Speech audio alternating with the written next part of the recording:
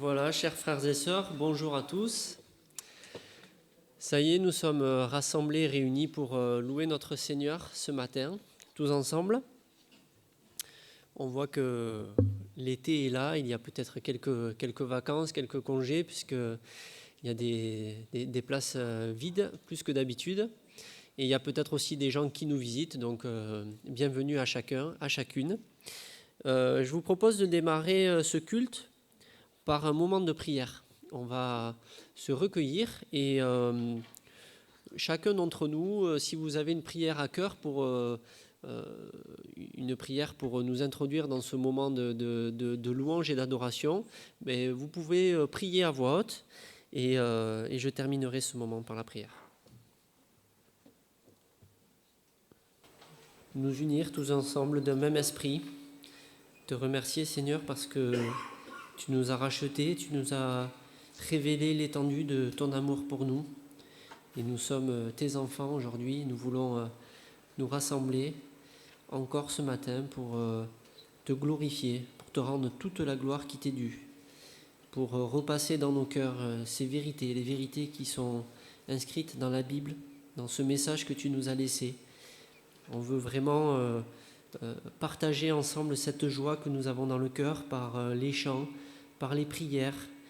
Merci Seigneur aussi parce que ce matin tu veux nous parler, tu veux nous nourrir, nous édifier Seigneur. Et c'est vraiment une grande joie que d'avoir cette famille en toi, en Christ.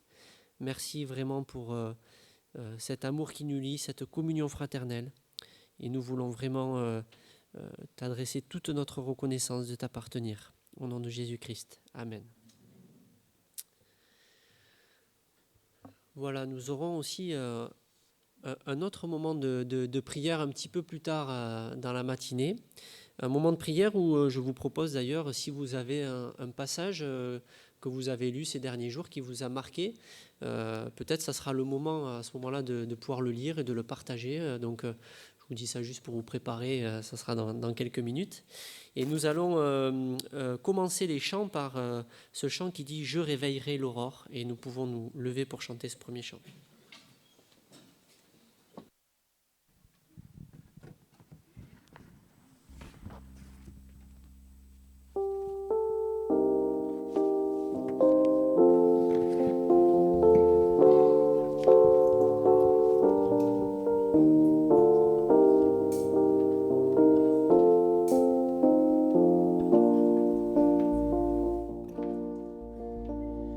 Je réveillerai l'aurore.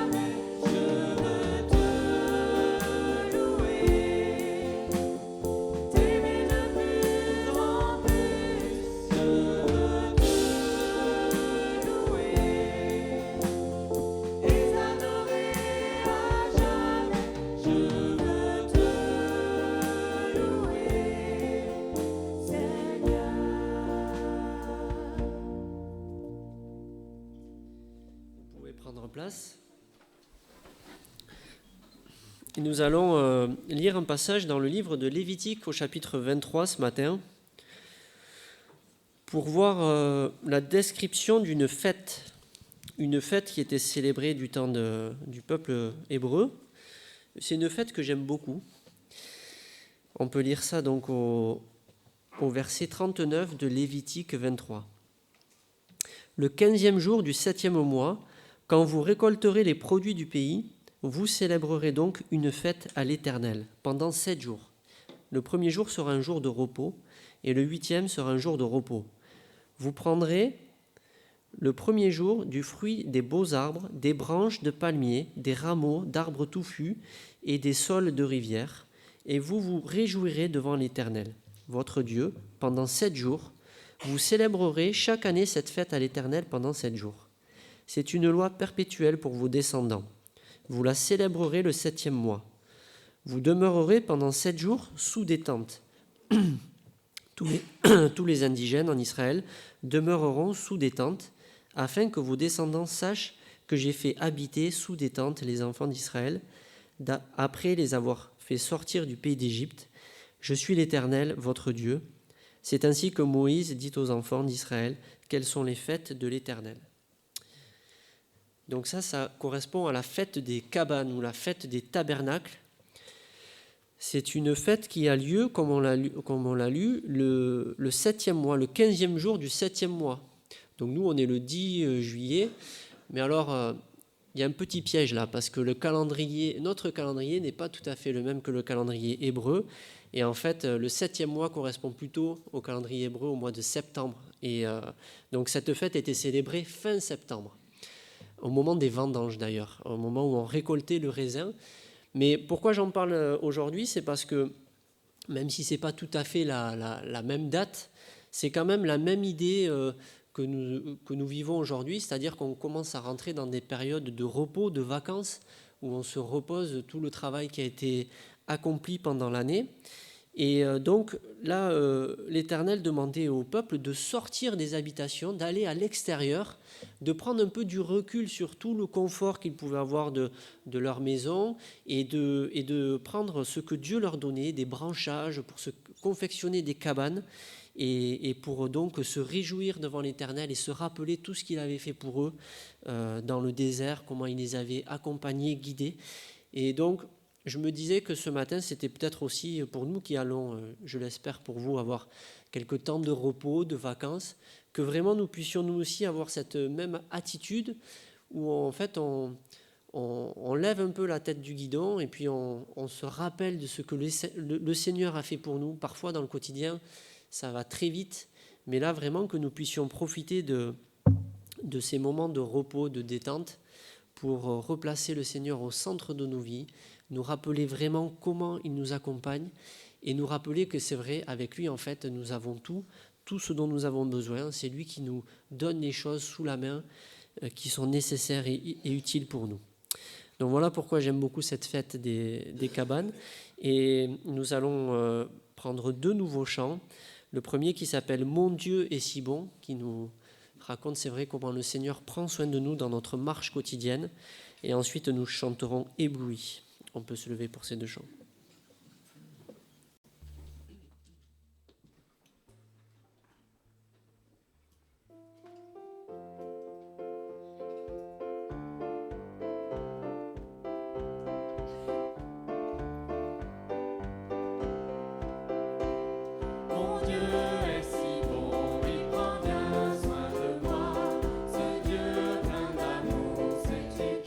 Pense à toi, il voudrait t'aider.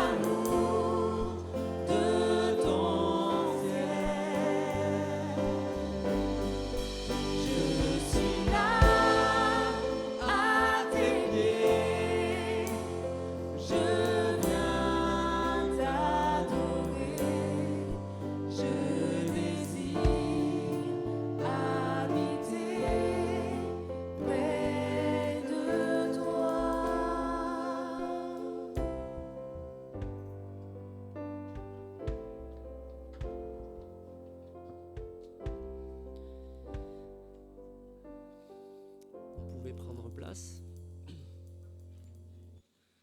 Bon, il y avait une petite interro surprise, savoir si vous aviez révisé les paroles, mais on commence à le connaître bien parce qu'on a bien tenu quand même, je trouve, c'est pas mal. Nous allons poursuivre la lecture dans la parole, mais pas dans Lévitique. On va prendre un autre passage où en fait on va réaliser que cette fête des cabanes, c'est pas juste une fête où on fait du camping, mais il y a vraiment une profondeur dans ce qui est fêté et célébré à ce moment-là. Et d'ailleurs, cela va nous introduire dans le moment de la Sainte Seine où on se rappelle de ce que le Seigneur Jésus-Christ a fait pour nous. Donc, je vous propose de prendre un passage dans Hébreux 13, au verset 11.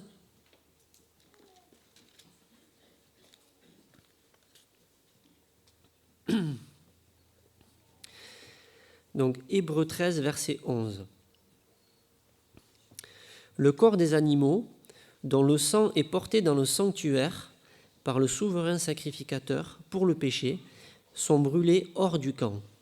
C'est pour cela que Jésus aussi, afin de sanctifier le peuple par son propre sang, a souffert hors de la porte. Sortons donc pour aller à lui, hors du camp, en portant notre opprobre. Car nous n'avons point ici-bas de cité permanente, mais nous cherchons celle qui est à venir.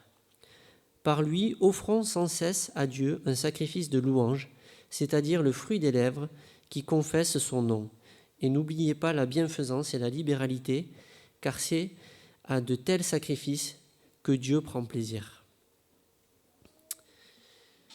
Voilà, ici on nous explique que le Seigneur Jésus, lorsqu'il a été sacrifié, il a été amené à l'extérieur de la ville. Il a dû sortir pour aller jusqu'à Golgotha. Et c'est sur la croix qu'il a été crucifié pour nous. Et c'est vrai que c'est en fait la démarche que doit faire le croyant aujourd'hui, se dépouiller vraiment de sa vieille nature, laisser ce monde pour pouvoir s'approcher de Christ et sortir à la rencontre de Christ. Et donc, c'est vrai que cette fête des cabanes, elle veut dire aussi ça, elle veut dire on laisse un peu notre quotidien et puis on sort pour nous rappeler que le Seigneur est là et que le Seigneur nous comble de tout et que nous avons tout en lui. Et donc, nous allons partager le pain et le vin et nous voulons vraiment avoir cette même attitude de sortir de cette terre ici-bas pour pouvoir réaliser vraiment l'œuvre de Christ, ce qu'il a fait, combien nous sommes éblouis par ce qu'il a fait, par son amour pour nous. Et nous voulons vraiment nous rappeler qu'il est allé jusqu'au bout, qu'il a souffert le châtiment que nous aurions nous mérité. C'est lui qui l'a pris sur lui pour pouvoir nous laver de tout péché. Donc avant de partager le pain et le vin, nous allons chanter ce chant en restant assis qui s'appelle « Ô Jésus, je t'aime ».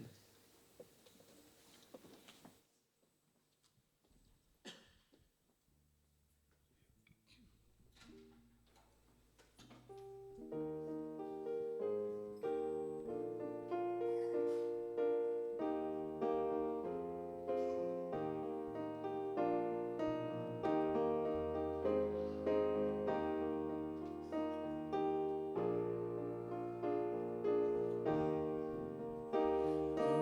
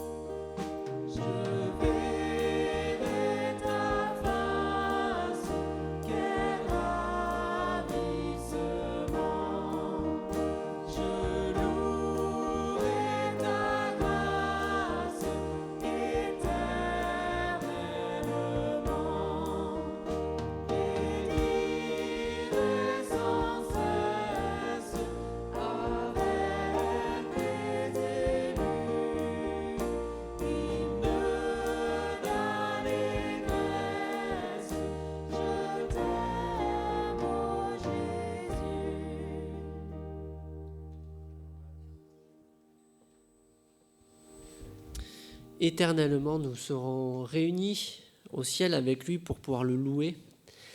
C'est vraiment une promesse qui nous comble de joie. Et donc, nous voulons, par obéissance à la parole, prendre un moment pour partager le pain et le vin, nous rappeler de l'œuvre de Christ, que Christ a fait pour nous. Donc, toutes les personnes qui ont donné leur vie à Jésus-Christ, qui le suivent quotidiennement par la prière, par la lecture, toutes les personnes qui ont témoigné de cela en étant passées par les eaux du baptême, en ayant donné un témoignage, et toutes les personnes qui le désirent aujourd'hui, qui peuvent vraiment faire cette humilité, cette soumission ce matin, et qui veulent partager la table, je vous invite à vous lever pour qu'on puisse distribuer à toutes les personnes qui vont participer. Donc vous pouvez vous lever pour qu'on puisse distribuer, et je vais demander donc à Déo, à Garcia et à Alain, si vous voulez venir pour qu'on puisse distribuer. Nous attendrons pour partager les éléments ensemble. Tendre Père, nous te sommes infiniment reconnaissants. Reconnaissant, Père, pour avoir donné ton Fils. Reconnaissant pour ce sacrifice qui fait de nous, Seigneur, des élus, qui fait de nous des hommes et des femmes qui t'adorent avec un cœur sincère. Et Seigneur, nous voulons, Seigneur, en souvenir de ce sacrifice, prendre ton pas, car c'est par ton corps, Seigneur, que tu nous guéris et que tu fais de nous, Seigneur, des hommes et des femmes qui te suivent. Prenons le pain. Amen.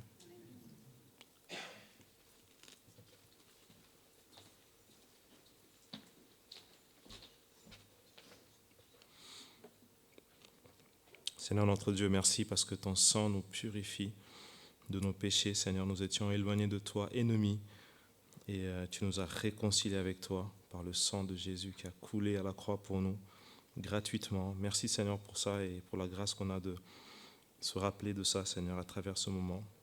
Et je te prie de continuer à nous conduire par ton esprit, Seigneur, pour te rendre gloire, vivre une vie qui est digne de l'évangile, Seigneur, au nom de Jésus. Amen. Prenons le vin.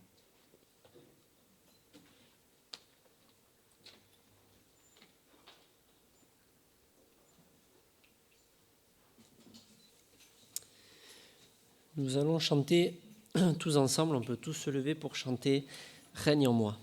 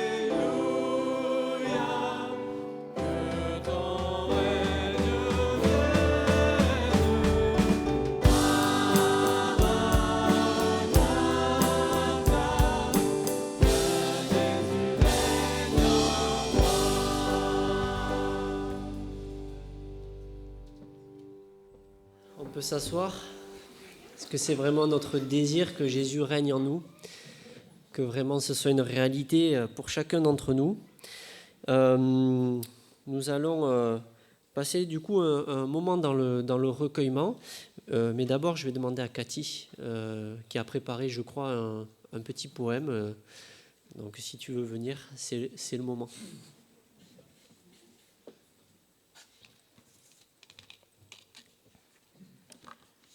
Donc, bonjour à tous et à toutes. Comme c'est en plus ma dernière fois ici, donc j'en profite pour vous faire un coucou. Enfin, je vous le dirai après au moment des annonces. Et puis, donc, le Seigneur m'a inspiré un poème que j'ai fait hier soir assez tard pour remercier Carole et Alain pour leur ministère. Donc, je vais vous le lire. En principe, les vers font 14 pieds, 2 x 7, le chiffre divin. Donc, voilà. Donc, après avoir pour notre Église... Alors, chère Carole et Alain, après avoir pour notre Église tant de temps consacré, vous allez pouvoir prendre un repos bien mérité. Merci Alain pour ton humour, tes messages inspirés. Merci Carole pour ta bonne disponibilité, ta compassion, ton rire et pour tous deux votre gaieté. Merci pour vos talents de chanteur de cantiques rythmés et de compositeur de cantiques entraînants inspirés et d'avoir si bien su au piano les mélodies jouées. Recevez toute mon estime et ma reconnaissance d'avoir su bien accompagner l'Église dans sa croissance.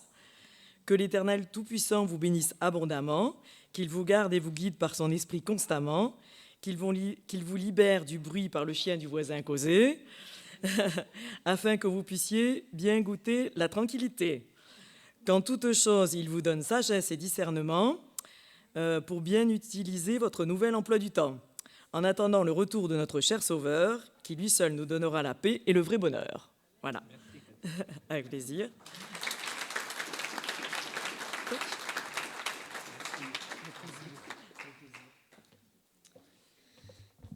Voilà, merci Cathy d'avoir exprimé par un autre moyen, effectivement, toute la reconnaissance qu'on a pour le ministère que Carole et Alain ont pu exercer ici et ailleurs. Donc, c'est aussi l'occasion de vous rappeler qu'il y a un livre d'or qui est présent à l'entrée, où on peut laisser des petits mots à Carole et Alain.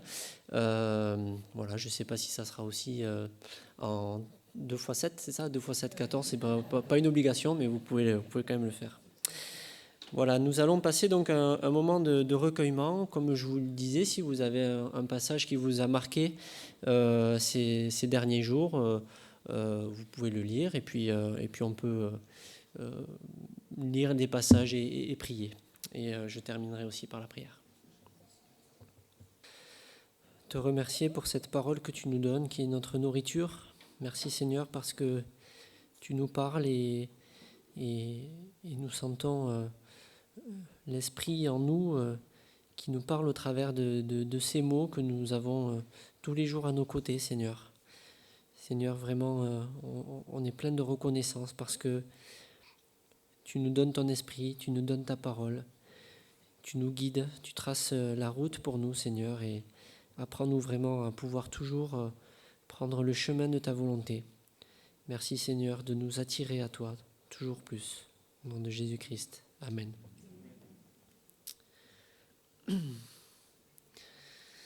Alors, avant de laisser la place à Josias, on va chanter 2 derniers chants, mais je voudrais vous partager moi aussi un passage. On a vu la fête des cabanes avant, on a vu que c'était aussi quelque chose que nous devions avoir à l'esprit, à cœur, de pouvoir aussi sortir vers Christ. Et on peut lire dans Apocalypse 7, au verset 9, « Après cela, je regardais et voici, il y avait une grande foule que personne ne pouvait compter, de toute nation, de toute tribu, de tout peuple et de toute langue. Ils se tenaient devant le trône et devant l'agneau, revêtus de robes blanches et des palmes dans leurs mains. Et ils criaient d'une voix forte en disant, « Le salut est à notre Dieu qui est assis sur le trône et à l'agneau. » Et tous les anges se tenaient autour du trône, et des vieillards et des 4 êtres vivants.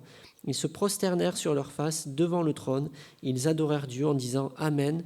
La louange, la gloire, la sagesse, l'action de grâce, l'honneur, la puissance et la force soient à notre Dieu au siècle des siècles. Amen. » Et l'un des vieillards prit la parole et me dit, « Ceux qui sont revêtus de robes blanches, qui sont-ils et d'où sont-ils venus ?» Je lui dis, « Mon Seigneur, tu le sais. » Et il me dit, « Ce sont ceux qui viennent de la grande tribulation. Ils ont lavé leurs robes et ils ont blanchi dans le sang de l'agneau. C'est pour cela qu'ils sont devant le trône de Dieu et ils servent jour et nuit dans son temple. Celui qui est assis sur le trône dressera sa tente sur eux. Ils n'auront plus faim, ils n'auront plus soif, et le soleil ne les frappera point, ni aucune chaleur.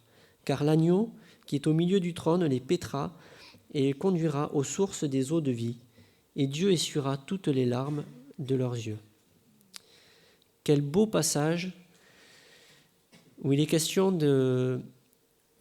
des gens qui vont devenir chrétiens ou des chrétiens durant la grande tribulation, qui ont des palmes à la main. Donc les palmes, c'est ce qu'on a lu. Il faut aller sortir, chercher des branches, des palmes pour se faire une cabane, une tente. Et on voit que c'est le Christ qui dresse sur eux sa tente. Et c'est vrai qu'on peut se réjouir de ce qui est écrit à la fin parce que nous profiterons de ça avec tous les chrétiens. L'agneau est au milieu du trône, il les paîtra, les conduira aux sources des eaux de la vie et Dieu essuiera toutes les larmes de leurs yeux. C'est vraiment une espérance magnifique que nous avons au travers de la parole. Et vraiment, nous voulons nous rappeler que notre vie ici-bas, c'est une vie de nomade. Notre cité, elle est au ciel et nous avons espoir et ça nous tarde de pouvoir profiter de tout ça et découvrir tout ça. Donc on va chanter Un jour dans tes parvis et ensuite nous chanterons C'est auprès de Dieu, puis nous écouterons le message de Josias.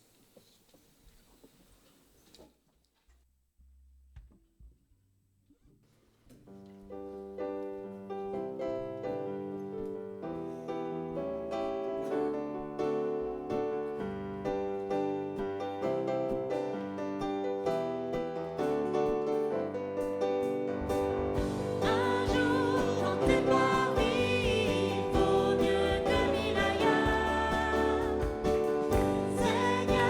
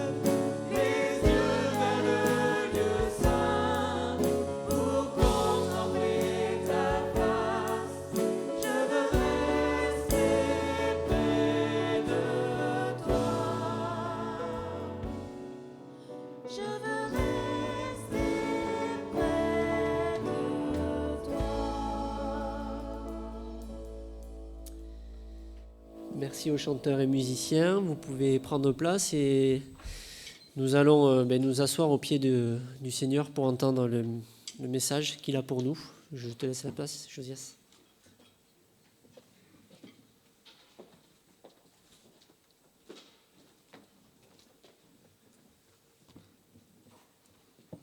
Bonjour à chacun. Je ne sais pas si vous avez suivi, mais il y a eu quelque chose de très très important jeudi soir. Est-ce que vous savez ce que c'est? Non? Jeudi soir, le commencement des vacances. Le commencement des grandes vacances. Je dis, c'est important. C'est important ça. Pour tous les scolaires, et voilà, l'année est finie et le moment tant attendu est enfin arrivé. Alors je dis pour les scolaires et puis aussi pour les profs.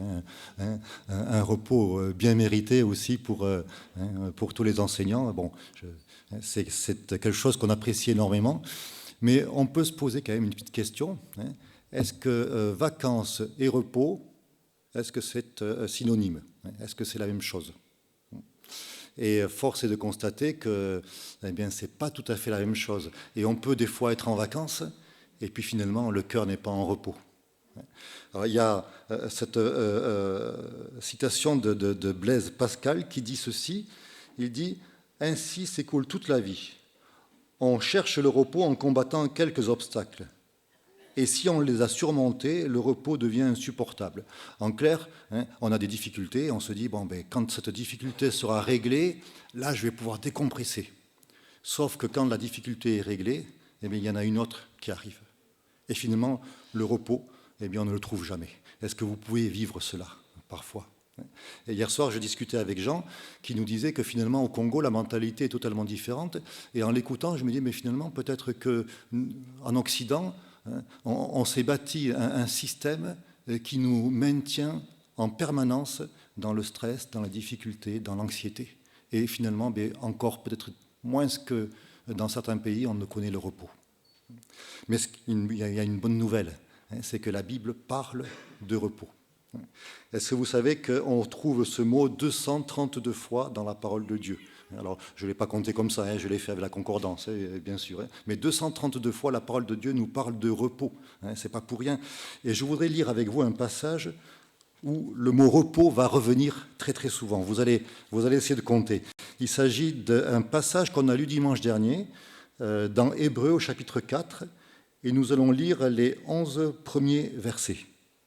Hébreux chapitre 4, les 11 premiers versets. Craignons donc, tant que la promesse d'entrer dans son repos subsiste, que personne parmi vous ne pense être venu trop tard. Car la bonne nouvelle nous a été annoncée aussi bien qu'à eux, mais la parole qu'ils avaient écoutée ne leur servit de rien, car ceux qui l'entendirent ne la reçurent pas avec foi. Pour nous qui avons cru, nous entrons dans le repos dont il est dit « J'ai donc juré dans ma colère, ils n'entreront certainement pas dans mon repos. » Les œuvres de Dieu étaient cependant faites depuis la fondation du monde, car il a dit quelque part à propos du 7e jour, « Et Dieu se reposa de toutes ses œuvres le 7e jour. » Et de nouveau dans ce passage, « Ils n'entreront certainement pas dans mon repos. » Ainsi, puisqu'il est réservé à certains d'y entrer, et ceux qui avaient reçu les premiers cette bonne nouvelle n'y entrèrent pas à cause de leur incrédulité, Dieu fixe de nouveau un jour, aujourd'hui, en disant bien longtemps après, par la bouche de David, comme il a dit plus haut, « Aujourd'hui, si vous entendez sa voix, n'endurcissez pas vos cœurs. » En effet, si Josué leur avait donné le repos, Dieu ne parlerait pas après cela d'un autre jour. Il reste donc un repos de sabbat pour le peuple de Dieu, car celui qui entre dans le repos de Dieu se repose aussi de ses œuvres, comme Dieu se repose des siennes. Empressons-nous donc d'entrer dans ce repos-là, afin que personne ne tombe en suivant le même exemple de désobéissance. Alors, je ne sais pas si vous avez compté, normalement 11 fois. 11 fois le mot repos. Alors, il faut expliquer un petit peu le passage et puis le contexte aussi qui se raccroche à ce qui s'est passé avec donc le peuple d'Israël dans le désert. Vous savez que lorsque le peuple s'est retrouvé aux portes du pays promis, aux portes de Canaan, Dieu a demandé que 12 espions soient envoyés pour observer le pays. Et lorsqu'ils sont revenus, ils ont fait un rapport 10 d'entre eux avaient un rapport qui était totalement pessimiste. Ils disaient, oui, c'est vrai, le pays est formidable, c'est un bon pays, mais, il y a un grand mais, le peuple qui habite ce pays, c'est un peuple terrible. Il y a des géants. Et nous, on s'est retrouvés à côté d'eux, on était comme des sauterelles. Donc, ce n'est pas la peine, on ne peut pas conquérir ce pays. Et puis, 2 autres ont eu un rapport totalement différent, Josué et Caleb, qui ont dit, c'est vrai, on ne va pas minimiser l'importance, le danger, en voyant le peuple qui habite ce pays. Mais Dieu nous donnera la victoire.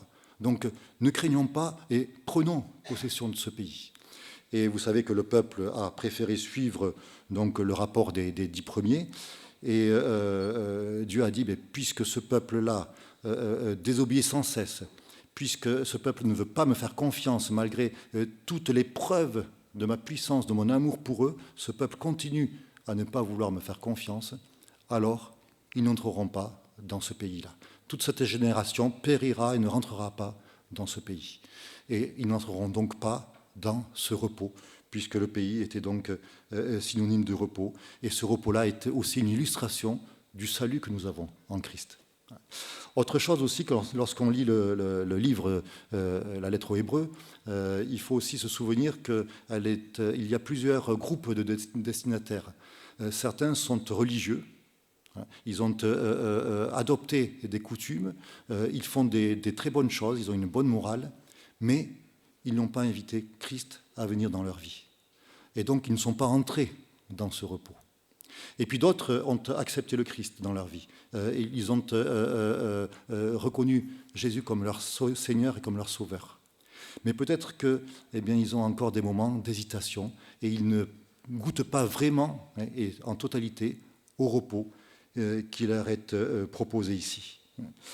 Mais il y a une question qu'on pourrait se poser, finalement, en lisant ces passages. Le repos, c'est quoi, au juste ? C'est quoi le repos ? Il nous est parlé ici du repos de Dieu. Et il nous est dit aussi que Dieu, donc, au 7e jour, s'est reposé. On peut le voir dans le livre de la Genèse, au chapitre 2.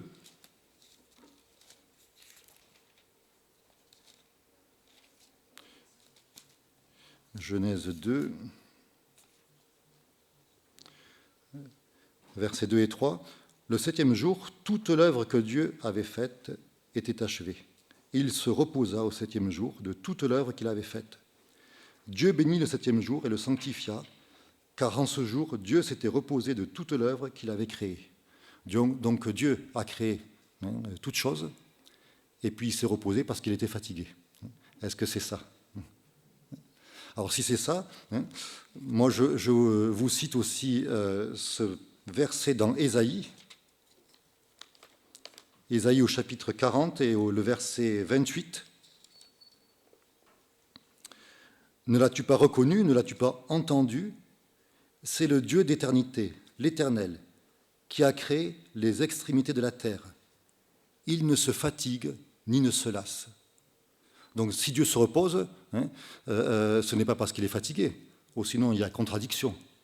Donc c'est que le repos, peut-être que c'est finalement autre chose que simplement on a fait beaucoup d'efforts et puis on s'accorde un petit break là pour se détendre un petit peu. Sans doute que ce n'est pas ça. Le terme qui est utilisé ici, donc dans Genèse, c'est un terme qui veut dire « il cessa », et c'est de là qu'est venu après le mot « Shabbat ». Donc Dieu se reposa, il cessa. Et c'est quelque chose en fait qui veut dire mettre fin à une action donnée, voilà, arrêter une action. Et quand on réfléchit à cela, quand on lit le récit de la création et que l'on voit que Dieu va répéter à plusieurs reprises, voici, cela était bon. Dieu vit ce qu'il avait fait, voici, cela était bon.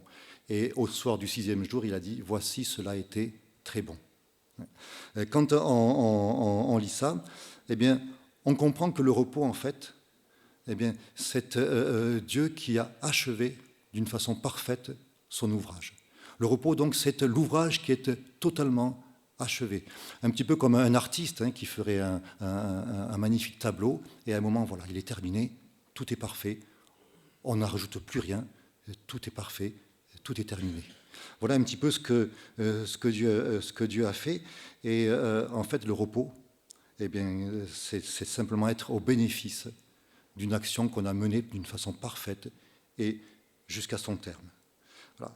Et quand on regarde aussi le verset qui nous parle dans Genèse 2, au chapitre 15 d'Adam, il nous est dit « L'Éternel Dieu prit l'homme et le plaça dans le jardin d'Éden pour le cultiver et pour le garder. » Le plaça.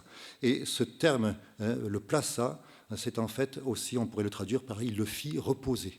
Dieu fit reposer l'homme dans le jardin d'Éden pour ne rien faire, non, pour le cultiver, pour le travailler. Dieu le fit reposer, en fait, il fait bénéficier Adam de la perfection de son œuvre qui est totalement terminée. Alors, voilà le repos. Et c'est ce repos-là dont il est question aussi dans Hébreux.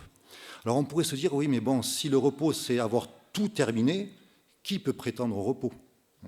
Qui peut dire, ça y est, tout est fait, j'ai parfaitement achevé mon travail, c'est parfait, il n'y a rien à y retoucher. Je pense que là, on n'est pas très très nombreux à pouvoir prétendre à ce repos.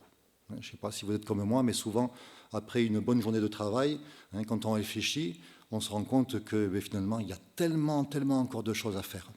On n'a pas fait la moitié de ce qu'on aurait dû faire finalement, alors qu'on a l'impression de ne pas avoir touché terre. Et ça peut même des fois tourner dans notre tête et nous priver du sommeil, et donc nous priver encore plus du repos.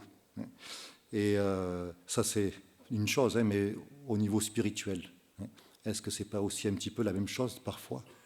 Lorsqu'on réfléchit un petit peu honnêtement à ce que nous avons fait, à ce que nous n'avons pas fait, est-ce qu'on ne se retrouve pas comme un Paul qui disait « misérable que je suis, je n'ai pas fait le bien que j'aurais dû faire, et par contre j'ai fait le mal que je n'aurais pas dû faire ». Et si on est un petit peu honnête, on se retrouve dans ces paroles. Et ça nous prive encore plus du repos. Et même si on a tout fait, si on a absolument tout fait, dans Luc au chapitre 17 au verset 10, il nous est parlé de ces serviteurs qui ont passé la journée dans le champ, qui reviennent chez eux, qui vont servir leur maître et qui vont dire « Nous sommes des serviteurs inutiles, nous n'avons fait que ce que nous devions faire ». Alors, je le sors du contexte, là. Je sors l'enseignement du Christ. C'était pas pour cela, je le sors un petit peu du contexte. Mais c'est pour vous dire que finalement, même si on arrive à tout faire, encore, finalement, on est des serviteurs inutiles. Alors, qui peut prétendre au repos ? Et on va dire, personne. Et le problème, c'est que pour essayer, finalement, de faire beaucoup de choses, on va travailler, on va même, pour Dieu, avoir beaucoup d'activités. Et ces activités, finalement, au lieu de nous donner du repos, c'est le contraire. Elles nous privent du peu de repos et elles nous entraînent dans un véritable esclavage. Vouloir finalement faire des choses pour Dieu avec nos propres forces, ça devient un esclavage terrible. Il y a une petite phrase que l'on peut entendre, que je vous cite, qu'on a peut-être pu prononcer. Avec tout ce que Dieu a fait pour toi, tu pourrais quand même au moins faire quelque chose pour lui. Mais c'est une petite phrase finalement qui est très très difficile, qui est totalement fausse, parce que Dieu a tout fait pour nous et nous ne pouvons rien faire pour lui. C'est notre position. Et puisqu'il a tout fait pour nous, est-ce que nous avons à faire quelque chose ? Non, il a tout fait. Tout est accompli. Et Paul va même dénoncer dans Romains certains qui ont des comportements déviants, et il va leur dire « Mais toi qui te reposes sur la loi, ton repos, finalement, tu le cherches sur la loi, et regarde ce que ça donne. Regarde ce que ça donne. » Je voudrais aussi vous lire dans Colossiens, au chapitre 2, les versets 20 à 23. Je vous lis dans une traduction, je ne sais pas si... C'est pas tout à fait la même que celle-ci, mais ça ne fait rien, on va pouvoir suivre. « S'il est vrai que dans la communion avec le Christ, vous êtes morts pour les puissances spirituelles qui régissent ce monde, s'il est vrai aussi que vous êtes libérés de ces notions religieuses élémentaires, pourquoi continuez-vous à agir comme si votre vie appartenait encore à ce monde ? Pourquoi acceptez-vous de vous laisser imposer règlements, défenses comme « ne prends pas ceci, ne mange pas cela, ne touche pas ici, ne fais pas usage de cela ». Toutes ces choses matérielles ne sont-elles pas destinées à être consommées et à périr par leur usage même ? Voilà bien des commandements et des enseignements purement humains. Les prescriptions de ce genre ont, il est vrai, bonne réputation. Elles paraissent renfermer une grande sagesse. Elle semble dénoter, de la part de ceux qui s'y soumettent, beaucoup de dévotion spontanée, d'humilité, de mépris de ce corps que l'on ne craint pas de soumettre à une discipline sévère.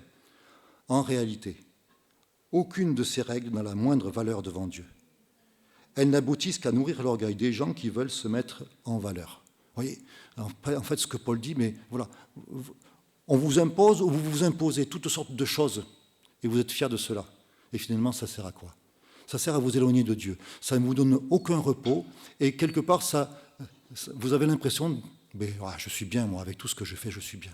Voilà. Donc, ça a un effet inverse de ce que ça devrait faire. C'est un petit peu comme si on prenait des somnifères qui apportent, c'est vrai, du sommeil, mais ce n'est pas un sommeil réparateur, c'est un sommeil artificiel et ce n'est pas le véritable repos. Quelqu'un a dit qu'il est fort, celui qui se repose en Dieu. Et dans le passage que nous avons lu dans Hébreux, il est question du repos de Dieu, le repos de Dieu. On a vu que lorsque Dieu a créé toute chose et qu'il a dit cela est très bon, il a pris Adam, il l'a placé dans le jardin d'Éden et donc il lui a donné une place où il pouvait véritablement se reposer. Et c'est vrai que l'homme a gâché tout cela, mais Dieu recrée. Dieu par la croix, par l'œuvre de Christ, Dieu propose une nouvelle création. Et on voit dans plusieurs passages, et je voudrais juste vous en citer certains, que l'œuvre de Christ est terminée, elle est parfaite. Jean chapitre 17, verset 4, c'est donc Jésus qui s'adresse à son Père, qui prie son Père et qui lui dit « Je t'ai glorifié sur la terre, j'ai achevé l'œuvre que tu m'as donnée à faire. J'ai achevé l'œuvre que tu m'as donnée. » Et sur la croix, il a pu s'écrier « Tout est accompli. Tout est accompli, tout est fait, tout est parfait. Il n'y a plus qu'à rentrer maintenant dans cette œuvre, dans ce repos. » Et on trouve là la notion de ce repos véritable qui est finalement l'œuvre qui est parfaitement achevée. Dans le grec aussi, dans le Nouveau Testament, repos, c'est également mettre fin à une action donnée. Et si on l'applique au salut, à l'œuvre que Christ a accomplie pour nous, eh bien, ça implique qu'il ne nous est plus nécessaire d'essayer par nos propres efforts de satisfaire Dieu. Tout a été accompli en Christ. Tout a été accompli en Christ et il nous accorde tout cela par grâce. Et l'exemple que nous avons ici, c'est l'exemple d'Israël. Mais si on prend l'exemple d'Israël, il est intéressant parce que finalement, qui est-ce qui a fait rentrer Israël dans le pays promis? Est-ce que c'est Moïse? Et on sait que Moïse, c'est le canal par lequel la loi a été donnée au peuple d'Israël et puis à nous aussi. Est-ce que c'est Moïse qui a fait rentrer le peuple en Israël dans ce repos, dans ce pays promis? Non, c'est Josué. Et la signification de Josué, c'est la même que Jésus. Et donc c'est vraiment une image de la grâce que nous avons en Christ. Et nous pouvons vraiment nous emparer par la foi de ces promesses et suivre notre Josué à nous, c'est-à-dire le Christ, qui est celui qui nous apporte ce véritable repos. David pouvait l'exprimer, l'Éternel est mon berger, je ne manquerai de rien, il me fait reposer dans de verts pâturages. Il me fait reposer. David, malgré les difficultés qu'il a pu connaître, il a expérimenté cela. L'Éternel est mon berger, il me fait reposer dans de verts pâturages. Et c'est vrai que le repos est à notre disposition. Mais même si nous sommes enfants de Dieu, il peut arriver des moments où on va se dire, mais ça je le sais, mais je n'arrive pas. Je n'arrive pas à l'expérimenter. Et je suis toujours dans l'inquiétude. Peut-être que vous pouvez le vivre, cela aussi. Et il y a des moments où on est peut-être un petit peu plus, des moments plus difficiles, où on n'arrive pas finalement à saisir ce repos qui est pourtant à notre disposition.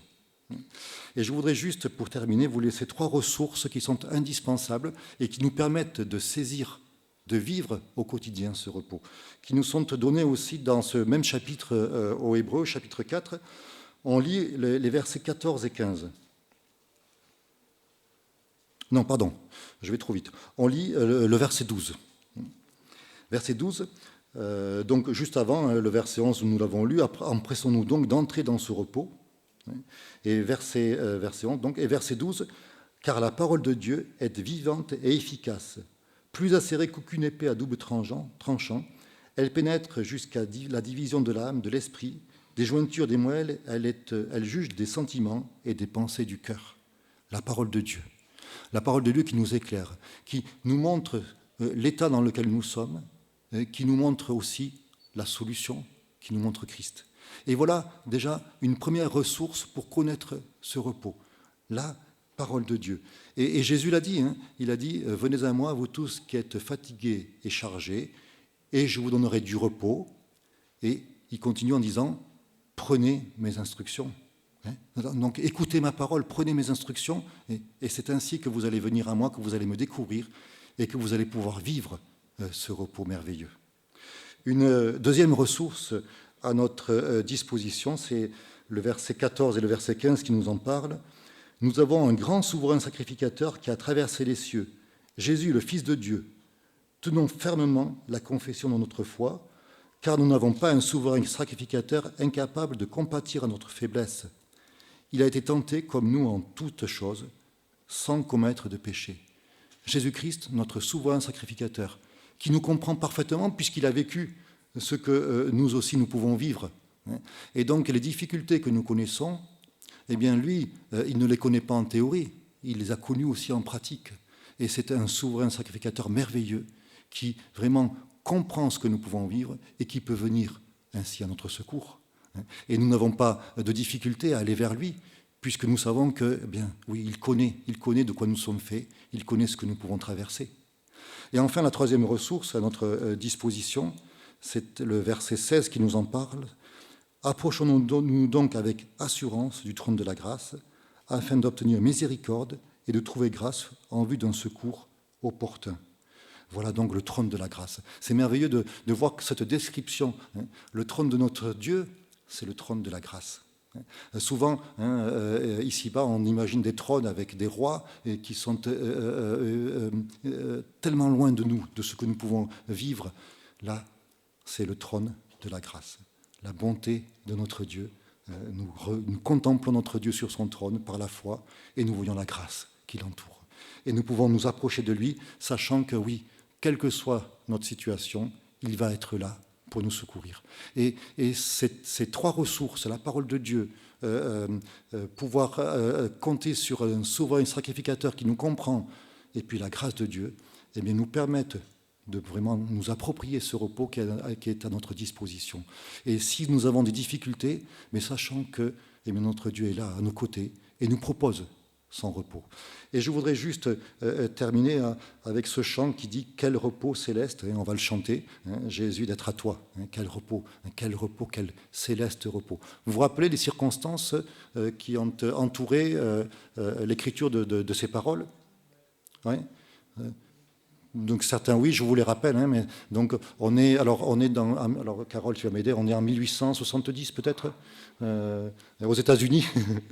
Bon, dans ces années-là, aux États-Unis, et donc il y a une famille assez aisée, ce sont des chrétiens, lui est avocat, et déjà, alors c'est, je pense en octobre, mais déjà en début d'année, ils ont perdu un fils suite à une maladie. Et puis en octobre, alors ces gens qui ont des biens à Chicago, ils perdent tout.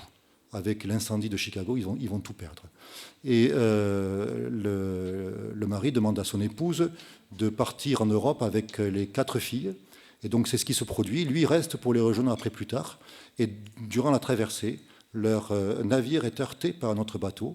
Il va couler et seule la maman s'en sort. Et elle va envoyer donc un télégramme à son mari en disant « je suis la seule survivante ». Et il va bien sûr tout de suite partir pour la rejoindre. Et c'est durant cette traversée qu'il va écrire ces paroles.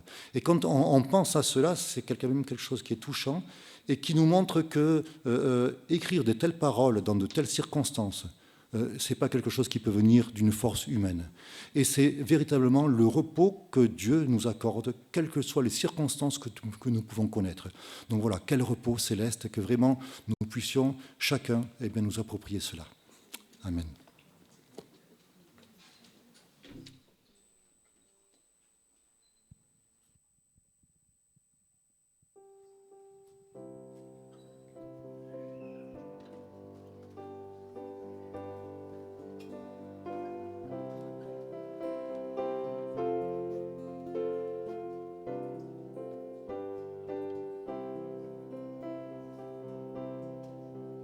Quel repos